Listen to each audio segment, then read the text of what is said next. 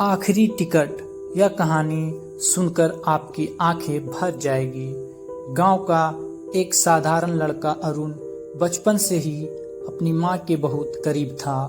उसके पापा नहीं रहे थे, इसीलिए मां ने ही मेहनत मजदूरी करके उसे पाला पोसा। पैसे की कमी थी, लेकिन मां हमेशा मुस्कुरा कर कहती, बेटा एक दिन तुझे बड़ा आदमी बनते देखूं। अरुण का भी सपना था कि वह मां को कभी शहर के बड़े मंदिर में दर्शन करवाने ले जाए। मां अक्सर कहती, बेटा जब तेरा वक्त बने तो मुझे वहां जरूर ले चलना। अरुण हर बार वादा करता, हाँ मां एक दिन जरूर ले जाऊंगा। लेकिन गरीबी और हालात उसे पहले पढ़ाई पूरी करने और फिर नौकरी की तलाश में शहर ले गया। वक्त तेजी से बीतता गया। कई साल बाद अरुण को आखिरकार नौकरी मिल गई। जब उसे पहली तनख्वाह मिली तो उसके दिमाग में सबसे पहला ख्याल यही आया, अब मां का सपना पूरा करना है। वह रेलवे स्टेशन गया और शहर से गांव आने जाने के लिए 2 टिकट खरीदे, एक अपने लिए और एक अपनी मां के लिए। वह फोन पर खुशी से बोला, मां इस बार तैयार रहना, मैं तुम्हें मंदिर जरूर लेकर जाऊंगा।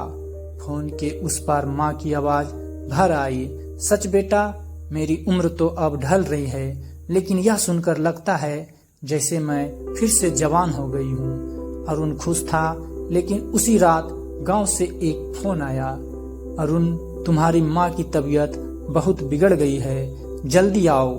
अरुण का दिल धड़क उठा। वह टिकट हाथ में दबाकर भागा भागा गांव पहुंचा। लेकिन वहां पहुंचते ही उसने देखा कि माँ बिस्तर पर शांत लेटी हुई है। उनकी आंखें बंद हो चुकी थी। अरुण ने माँ का हाथ पकड़कर रोते हुए कहा, माँ देखो मैंने टिकट खरीदे थे, हम कल ही मंदिर जाते, लेकिन माँ अब कभी नहीं उठी। वह रेल टिकट उसके हाथ से फिसलकर जमीन पर गिर गया। अब वह टिकट सिर्फ कागज का टुकड़ा नहीं था, वह एक बेटे का अधूरा वादा था, एक माँ की अधूरी आखिरी इच्छा थी। उस दिन अरुण ने समझा, जिंदगी का सबसे बड़ा धोखा कल होता है। जो आज कर सकते हैं उसे कभी कल पर मत टालो।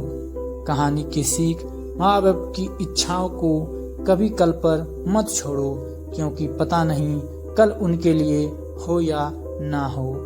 अगर आपको यह कहानी पसंद आई हो, please like, share and subscribe.